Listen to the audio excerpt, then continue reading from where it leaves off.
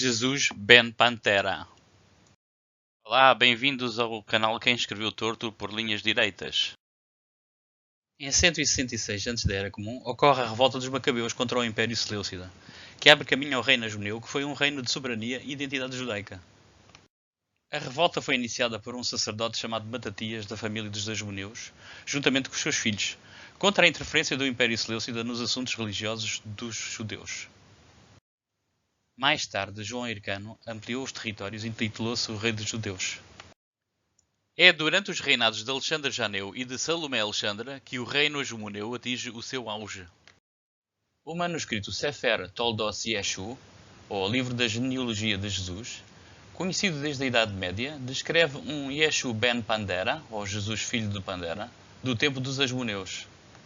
A narrativa faz um retrato muito desfavorável de uma personagem chamada Jesus ben Pandera, descrevendo-a como um inimigo dos judeus.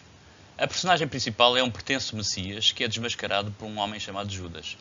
A grande curiosidade aqui é que esta história possui contornos semelhantes à do Jesus Nazareno dos Evangelhos, embora com um enquadramento histórico diferente. O enquadramento histórico do Sefer Toldos Yeshu coloca a vida de Jesus ben Pandera nos reinados de Alexandre Janeu e de Salomé Alexandra entre 103 e 67 a.C. O texto do Sefer Toldos Yeshu começa mais ou menos assim. No reinado de Alexandre Janeu, um inútil devasso chamado Pandera vivia perto da casa de uma jovem chamada Maria, noiva de um certo homem. Pandera seduziu Maria e esta ficou grávida. Quando o homem soube que a sua noiva estava grávida, dirigiu-se ao Rabi. O Rabi aconselhou-o a rolar testemunhas para levar o culpado ao sinédrio. Mas o homem, para evitar a vergonha, fugiu para longe. Entretanto, Maria deu à luz um rapaz e chamou-o de Jesus. Quando cresceu, o rapaz mostrava-se insolente com os magistrados do sinédrio, e as pessoas diziam: "Que bastardo!" O Rabi disse então: "Sim, este é o filho de Pandera e Maria, que era noiva de outro." Outros disseram: "Portanto, ele é mesmo um bastardo, filho de uma adúltera." Publicou-se um édito, expulsando-o do seu meio, e Jesus fugiu para a Galileia, onde morou muitos anos. Quando também na Galileia soube-se que Jesus era filho ilegítimo, ele retornou secretamente a Jerusalém. Ora, havia no templo uma pedra onde estava gravada Hashem Am-Forash, a palavra inefável, o nome secreto de Deus, que dava grandes poderes a quem a conhecia. Essa pedra foi descoberta por David e depois foi colocada no Santíssimo do templo. Posteriormente, os sábios, receando que alguém imprudentemente tomasse conhecimento da palavra inefável escrita na pedra, mandaram colocar 2 leões mágicos de bronze à entrada do Santíssimo do templo, que rugiriam, provocando um total esquecimento. Jesus entrou no templo e registou as letras sagradas num pergaminho. Depois cortou a sua carne, escondeu o pergaminho dentro e voltou a fechar a carne. Quando saiu, os leões rugiram e ele esqueceu-se de tudo, mas, já fora da cidade, voltou a abrir a sua carne e recuperou o pergaminho. Depois retornou à cidade e clamou a todos: "Não sou eu o filho de uma virgem? Eu sou o filho de Deus que Isaías profetizou que viria de uma virgem." Os que o ouviam diziam: "Mostra-nos um sinal." Ressuscitou um morto e curou um leproso. E os que o viram ajoelharam-se e disseram: "Tu és o filho de Deus." Por volta do ano 100, um desconhecido escreve um texto com o título Livro da Geração de Jesus. Mais tarde, esse texto viria a ser conhecido por Evangelho segundo Mateus. Parece que o autor se propôs a pegar no Evangelho de Marcos e acrescentar uma genealogia real, uma natividade miraculosa com fecundação virginal e uma narrativa pós-ressurreição. Para além disso, o autor sublinha que a salvação é apenas para aqueles que observam as leis judaicas. O Evangelho segundo Mateus tem semelhanças com o escrito Sefer Toldos Yeshu. A frase de abertura, que provavelmente seria o título original, é Livro da Geração de Jesus, que é o mesmo que Sefer Toldos Yeshu. No Sefer Toldos Yeshu, Jesus ben Pandera é referido claramente como filho de uma adúltera. No Evangelho de Mateus, José pensou em abandonar Maria ao saber que ela estava grávida. Mateus diz: "Foi assim o nascimento de Jesus Cristo."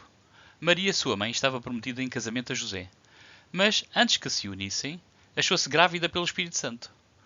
Por ser José, seu marido, um homem justo e não querendo expô-la à desonra pública, pretendia anular o casamento secretamente. O Evangelho de Mateus descreve uma linhagem real de Jesus para convencer os seus leitores de que Jesus era descendente do rei David. Apesar de ser uma linhagem masculina, ou patrilinear, o Evangelho refere várias mulheres, Tamar, Ruth, Raab e Batseba, que estiveram envolvidas em episódios moralmente questionáveis à luz dos critérios morais judaicos. Vejamos como Mateus descreve a genealogia de Jesus. Abraão gerou Isaque, Isaque gerou Jacó, Jacó gerou Judá e seus irmãos, Judá gerou Peres e Zerá, cuja mãe foi Tamar.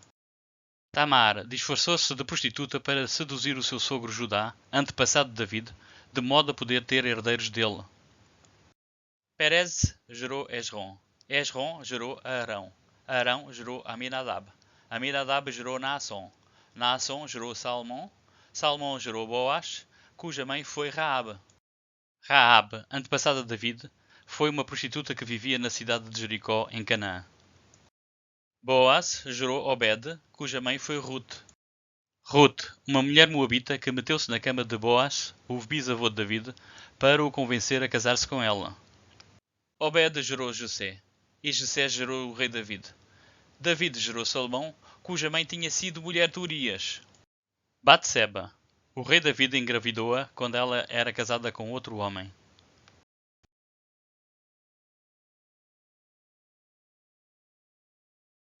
A intenção do autor é claramente transmitir a ideia de que o Messias podia muito bem ser filho de uma mulher adúltera, porque David e Salomão tiveram antepassadas com suposta má reputação. Ainda no tema de Jesus ser filho ilegítimo, existe o seguinte episódio no Evangelho de João. Enquanto Jesus discutia com os judeus, os seus opositores disseram-lhe: "Mas nós não somos filhos ilegítimos."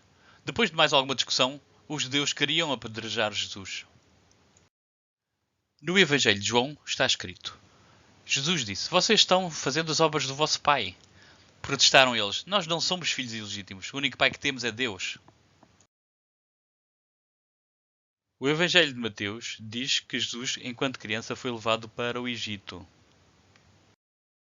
Mateus diz: "E levantando-se ele, José, tomou o menino e sua mãe, de noite e foi para o Egito. E esteve lá até à morte de Herodes, para que se cumprisse o que foi dito da parte do Senhor pelo profeta, que diz: Do Egito chamei o meu filho." Por volta de 178 da Era Comum, Celso, em Verdadeira Palavra, diz o seguinte: Ela, a mãe de Jesus, estava grávida de um soldado chamado Pantera, e que ela deu à luz vergonhosamente um filho ilegítimo, que, tendo-se contratado como servo no Egito por causa da sua pobreza, e tendo lá adquirido alguns poderes milagrosos, dos quais os egípcios muito se orgulham, retornou ao seu próprio país, altamente exaltado por causa deles, e por meio deles proclamou-se como um deus. O Talmud diz o seguinte: Ensina-se. Rabi Eliezer disse aos sábios: Ben-Stada não trouxe a magia com ele do Egito num quarto da sua pele? Disseram-lhe: Era um tolo, e não se pode trazer a prova de um tolo. E também diz: E assim fizeram a Ben-Stada em Lida, e penduraram-no na véspera da Páscoa. Ben-Stada era Ben-Pantera. Rabi Xisda disse: O marido da mãe era Stada, e o amante era Pantera. Outro escrito da tradição judaica recorda o seguinte: Aconteceu que o Rabi Eliezer ben Dama foi mordido por uma serpente, e Jacob da vila Sacânia o curou em nome de Yeshu ben Pandira, mas o Rabi Ishmael não o permitiu. Em 1859, durante a construção de uma ferrovia em Bingerbruck, na Alemanha, 9 lápides romanas foram descobertas acidentalmente. Uma das lápides apresentava a seguinte inscrição: Tiberio Iulius Abdes Pantera, de Sidon, com a idade de 62 anos, serviu 40 anos. Ex-porta-estandarte do primeiro grupo de arqueiros encontra-se aqui. Atualmente conservada no Museu Rammerhalle em Bad Kreuznach, na Alemanha, trata-se da lápide de um soldado chamado Pantera. O local tinha sido, no século I, um acampamento romano. A ligação histórica deste soldado com Jesus de Nazaré é muito improvável, mas fica a ideia de que o nome Pantera não seria muito raro.